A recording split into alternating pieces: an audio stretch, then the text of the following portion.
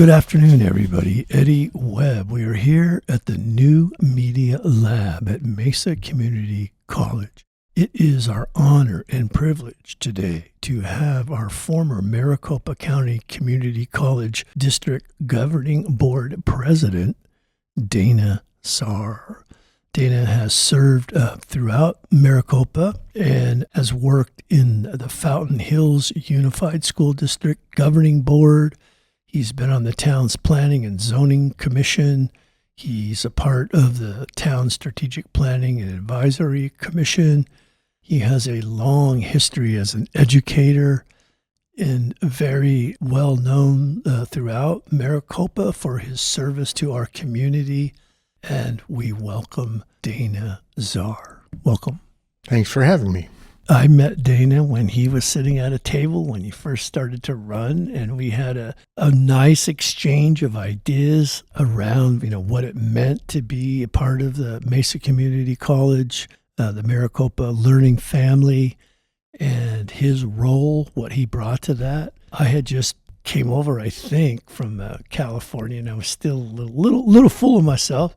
We had some tough dialogue, and I knew I really liked this gentleman because he was honest, he was straightforward, and I think that I really appreciate. You got elected, and what you went on to do was very favorable for students and for faculty, staff in our community. One of the things that Dana is well known for saying, and it's something I've said in my own work too, but he's very, very well known for saying we need to prepare our students for their future, not our past. And in the New Media Lab, that was basically our theme, is to modernize the written word, to modernize curriculum, to give students the skills they need for the workforce they work in. And so he's been a great supporter of the New Media Lab, and we've been a great partner for the work that he has done. Dana, you want to say hello to everybody? Well, certainly, and thank you for having me. It's always a pleasure to come back on the campuses of Maricopa. I'm currently actually teaching at Rio Salado College as an adjunct and enjoy that very much. I also taught here at Mesa for a number of years as well. I'm currently relocated from the valley up into the mountains where I enjoy the cooler weather. I grew up in northern Wisconsin, so snow doesn't bother me. You a fisherman? I was in my younger days. I kind of given it up as I've gotten older, but I lived on the lake pretty much my entire youth. So I miss parts of it. I miss the hunting and the fishing, but it's a lot different here in Arizona when it comes to both of those sports.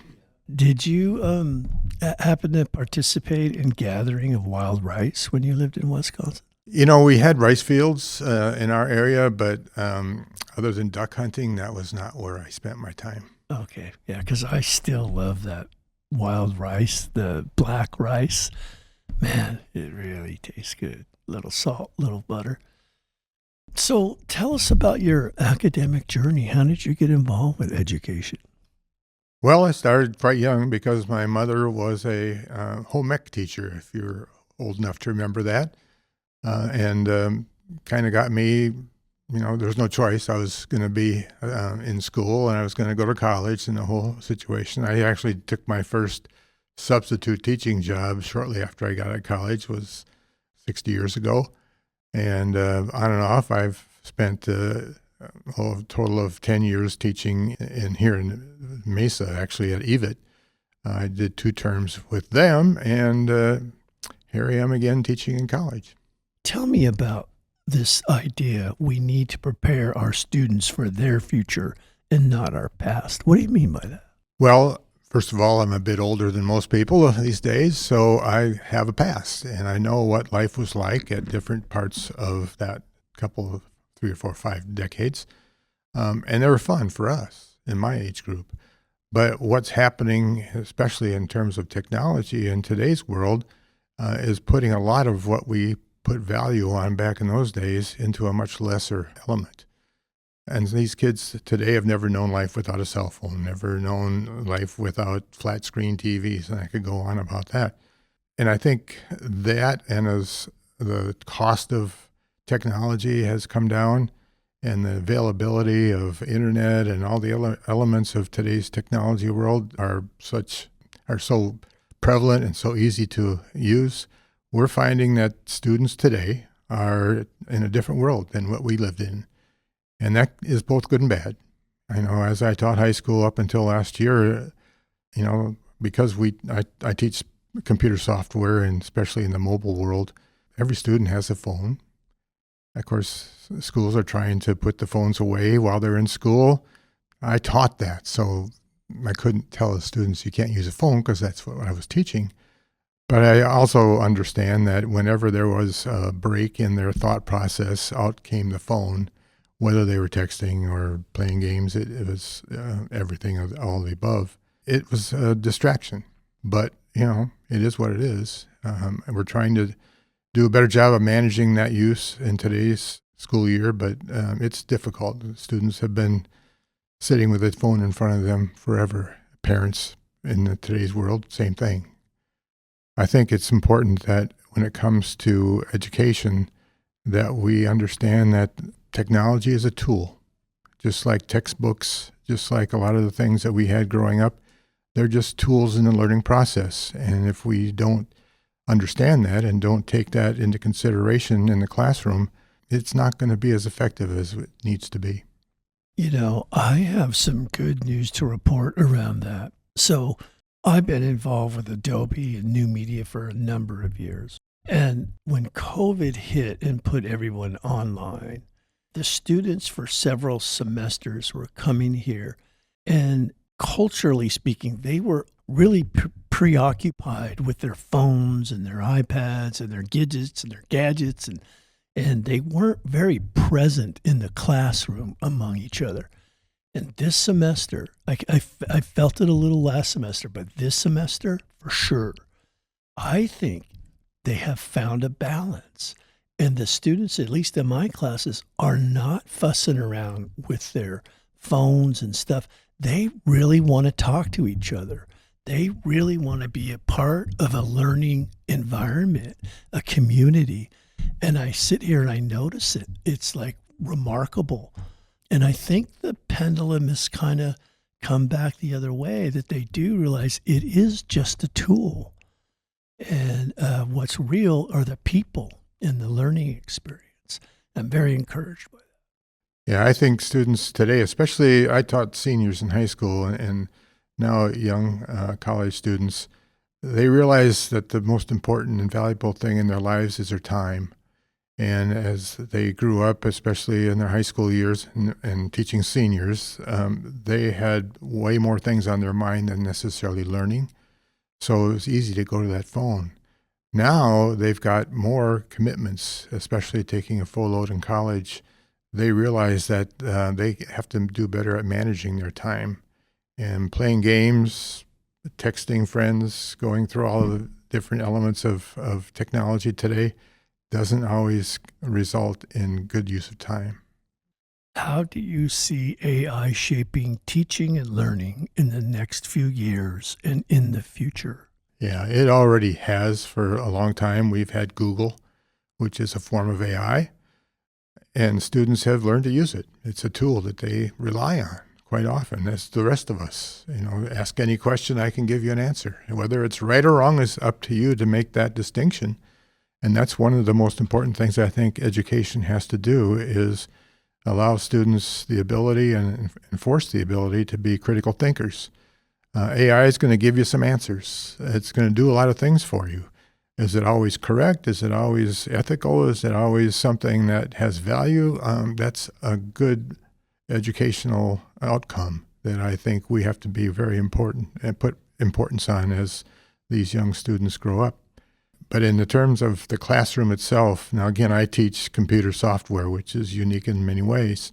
But if you're in an English or history program where there's some subjective writing and so forth, AI can give students a great head start. The blank page syndrome was a big thing for me growing up. It took me a while to get that first paragraph finished. In today's world, you can ask a question of AI and it'll give you an answer that you can use to start your paper. Doesn't mean that, and I'll be honest about this, you can write a whole paper and not have any idea what it says because all you did was copy and paste it from a result of an AI. And that's going to happen. I think faculty members have to be cognizant of that and have the ability to use that as part of the process of learning for a student. That can be a start. A lot of students feel good about the fact that they got something down on paper. Now it's the faculty's job to take what they did put down and use good research to expand on what they've written and hopefully help their learning process considerably in the process.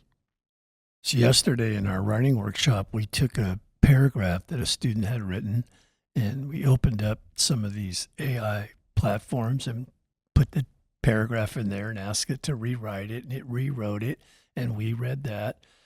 And, we determined that although there's a level of vocabulary that it inserts based, drawing from a dictionary, I think the phrase was it was like taking some sandpaper and removing the human tone to the paper, and it sounded very clinical.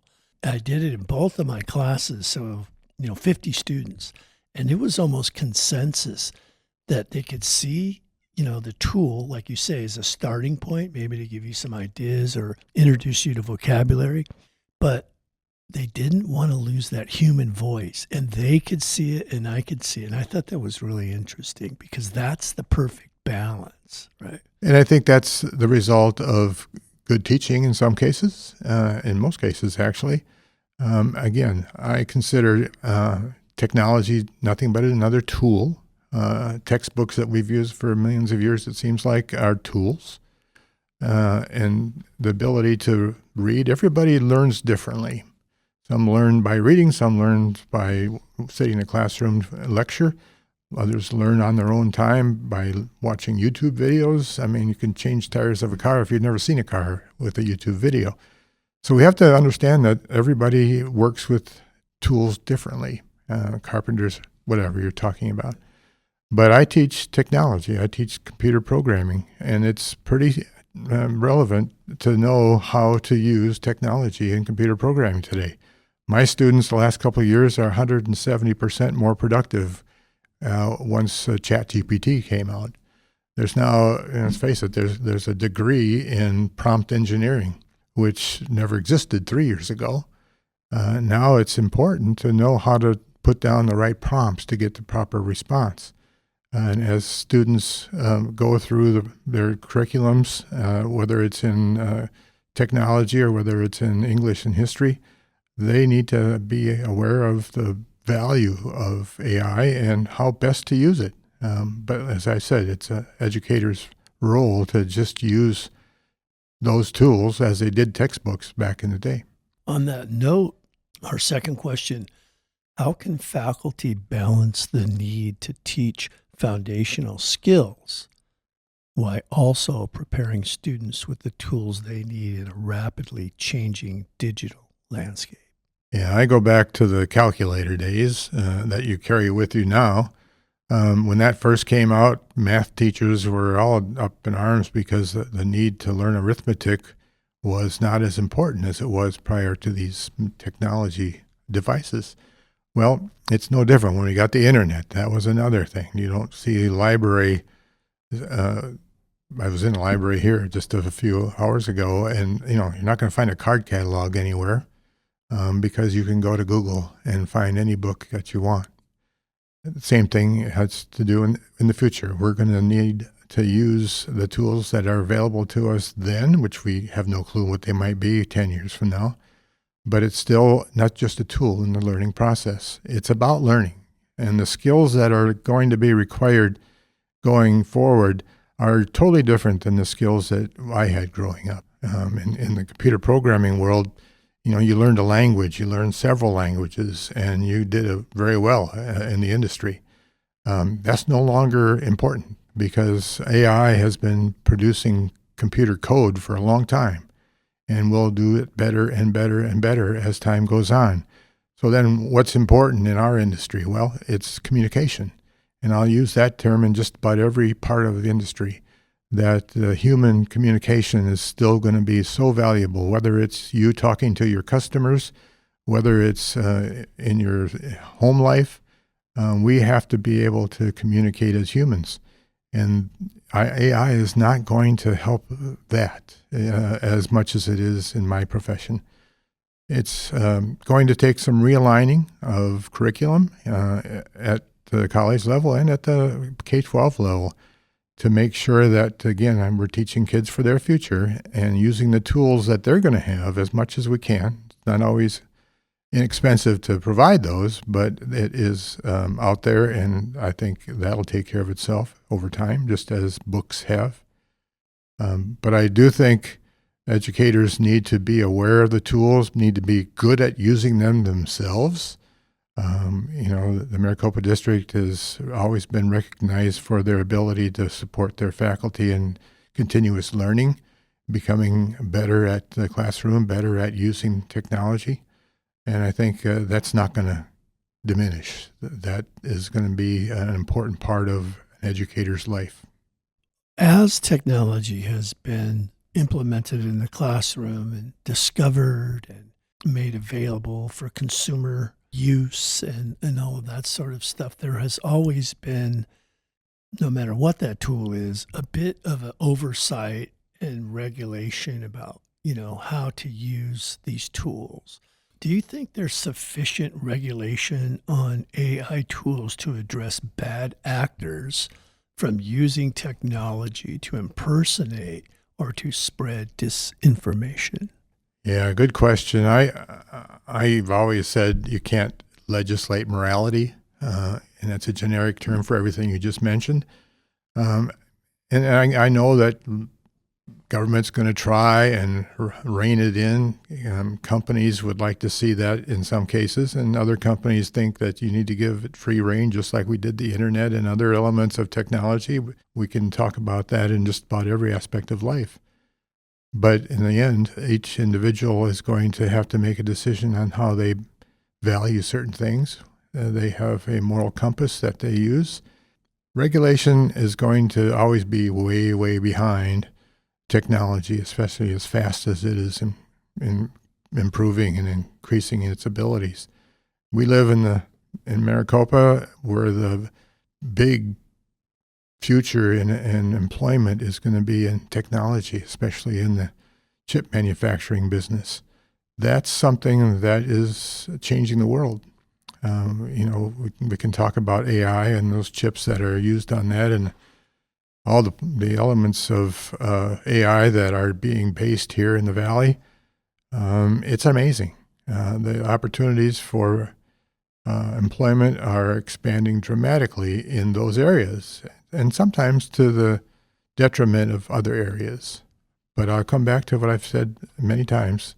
It's still going to require personal communication skills, and whether that's English or writing or you name it, history, those are going to always be valuable. How we teach them is going to change, but what we have in our personal abilities to communicate is always going to be as valuable as any real skill that might come out of their education. So in terms of higher education learning communities, do you think that there will be a body of ethical considerations about how AI is used in higher education? I think, as a classroom faculty, it's important that faculty have those ethical issues for themselves. It always has been. We don't want to preach things that aren't appropriate in the classroom, but I think you really have to be a person that students look up to as a role model when it comes to ethics. If you're an English class and you've asked students to write a paper, I know that papers can be controversial because everybody has their own ideas about things, and they may differ from many other people. It's up to the faculty member to use whatever is out there to kind of put a fence around ethics as best they can.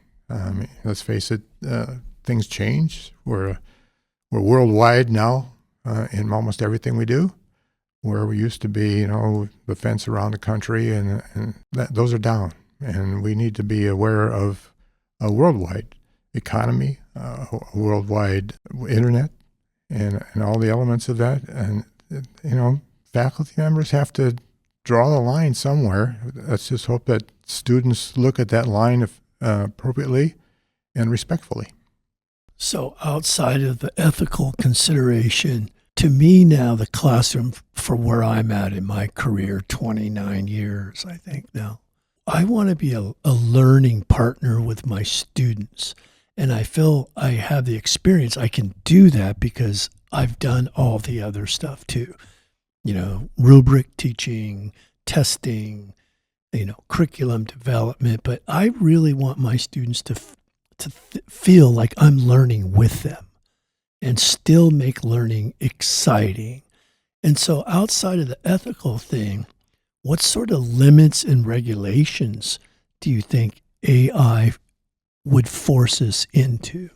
Well, let's step back a bit and talk about the classroom in terms of research that's out there. Rigor and relevance have always been extremely important in the classroom. If you're not teaching something that has the interest of students, they're going to struggle. They'll go back to their phones. It has to be relevant to their future. It also has to be rigorous enough to make it challenging. I never was in a position growing up where I felt that everything was too easy. I was not that kind of student.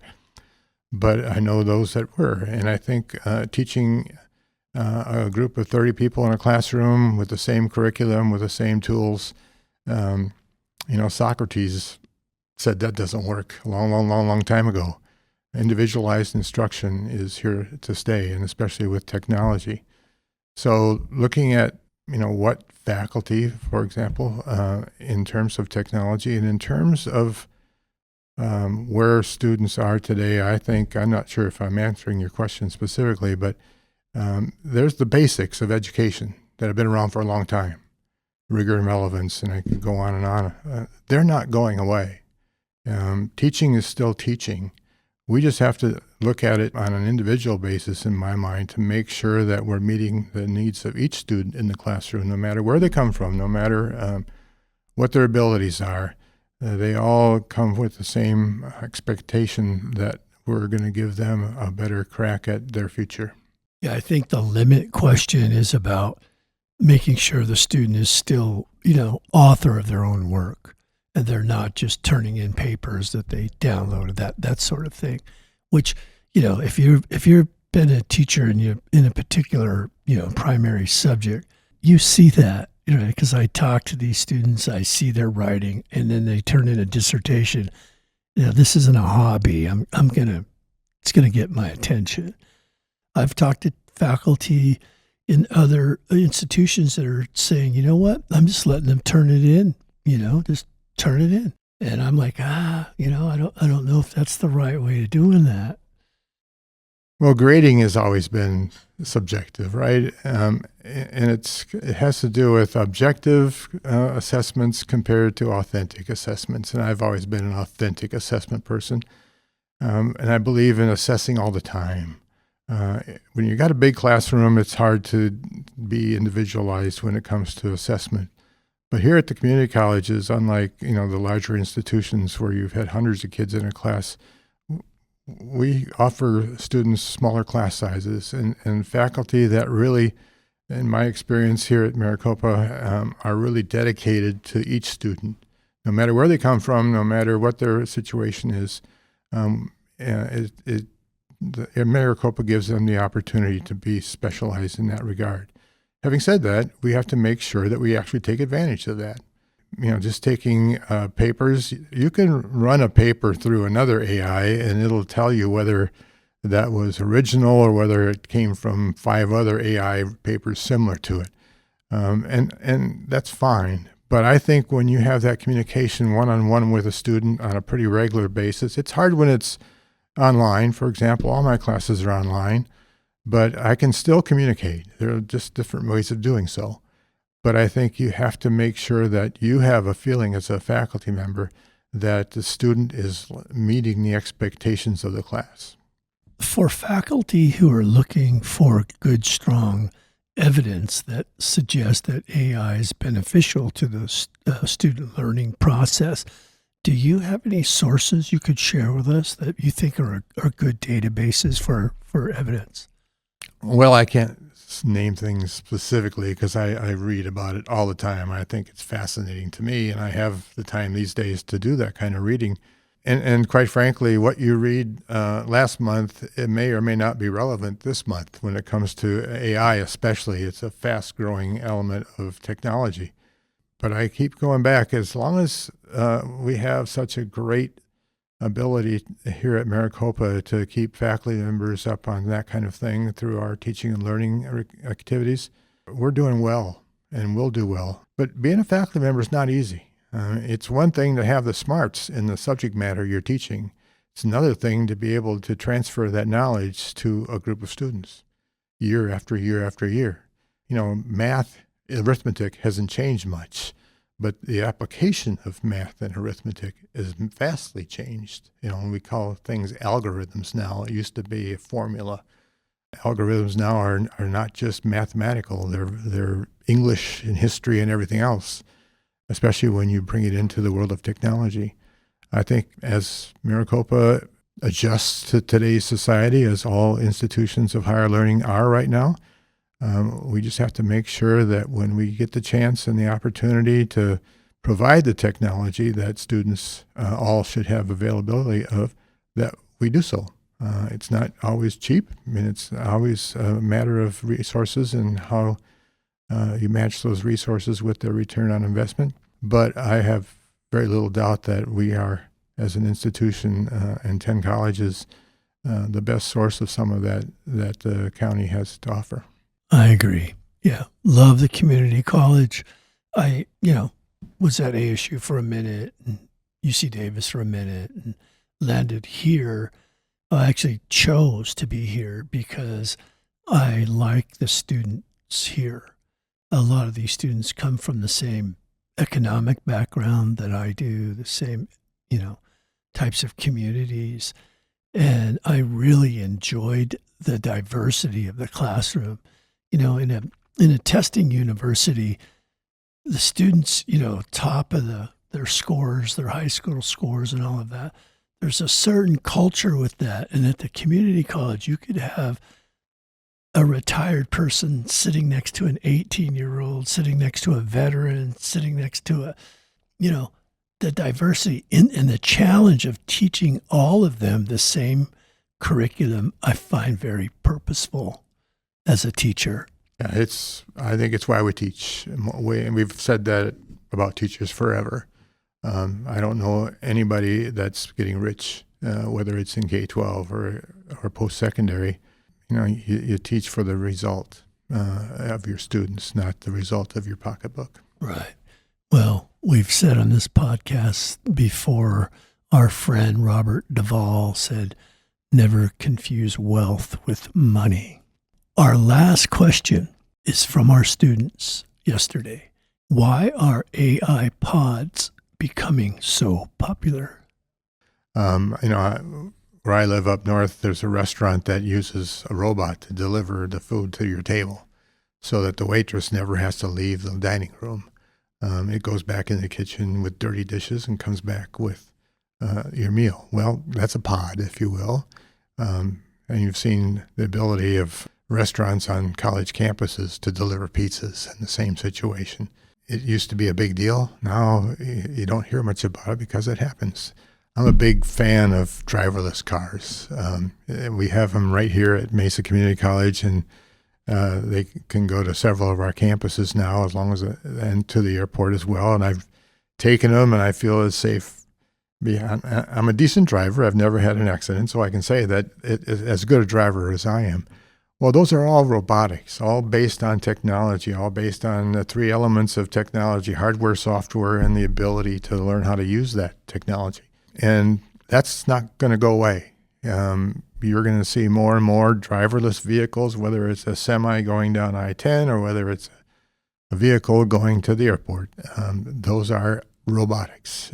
Technology and manufacturing has changed dramatically. We're fortunate here at Mesa and a few other colleges to have a really good program in manufacturing technology. And I think the job market is really targeted towards some of those elements.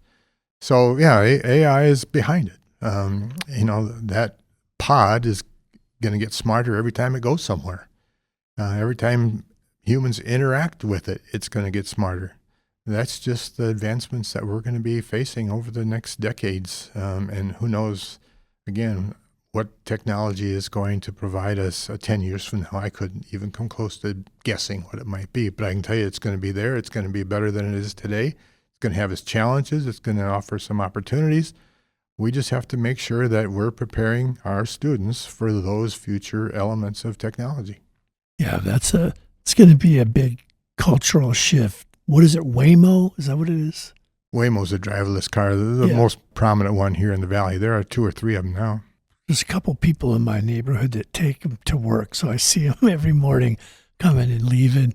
I had rented a truck this summer to go home, and between here and Las Vegas, my arms were getting tired. So like fighting this truck all the time, and I thought there was something wrong with the front end. I called the rental yard, and they're like, "No, that truck drives itself." I'm like, "What?" And so I let go of the steering wheel, and the truck drove itself.